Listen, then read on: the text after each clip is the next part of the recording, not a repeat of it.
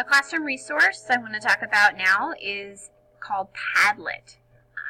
I'm not sure, most people don't use Padlet. Some people do. I was not introduced to this until I was in college, and it has changed a little bit since then. It's not quite as free as it used to be. There are some limitations now. But I picked Padlet because it's a great resource for class collaboration and sharing, especially if your students are one-to-one. You ask a general question, all the students can post it on their Padlet, which then pops up on your smartboard or your projector or something like that. So it kind of helps some of those students that are embarrassed to raise their hand and share their answer.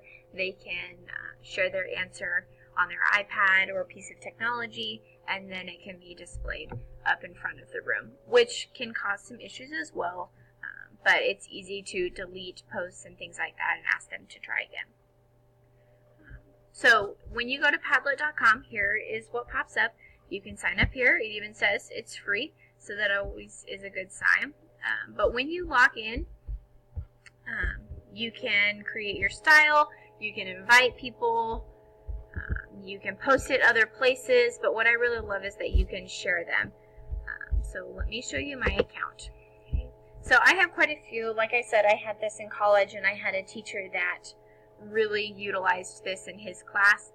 But the one I'm going to show you is one that my brother, my mother, and I were in kind of a book club together, and we used a Padlet to share our information. So this is just a general idea of what it looks like. You can click anywhere on the screen, or excuse me, you have to click here now. You used to be able to click anywhere on the screen, but you can add, okay, and then I can drag this wherever I want it. I can change the size. I can add, I can add a link. I can add pictures. I can do just about anything I want to, or I can just write a simple response. So this particular Padlet, we were just sharing the books and thoughts and things like that that we liked as we read these books together. But it's just really nice for collaboration. I could comment on other people's, people could comment on mine, things like that.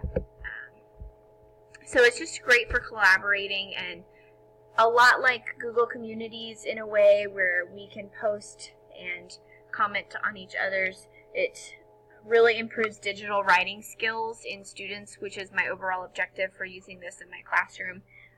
A lot of times the students are used to typing LOL, OMG. It really forces them to use proper digital writing skills when using a Padlet, because they know that I'm going to be seeing it. It's habit for them to touch that keyboard and automatically think about things that they would type at home in their messenger and things like that. So it just really enforces that proper digital communication. Padlets have a number of audiences. These can be used with students, but they can also be used with coworkers really well. So at in-services and things like that, you can put a Padlet up and have all of the coworkers put their 2 cents in or respond to a discussion, something like that. That way everyone is cooperating. It's a pretty cool resource. It does have some limitations now that it's getting more popular.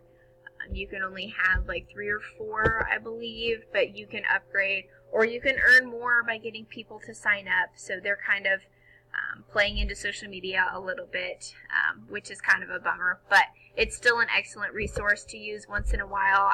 I don't use it all the time, but at least 2 or 3 times a year. It's fun to pull out. It's just something different that the kids like to play with. Hope you enjoy it.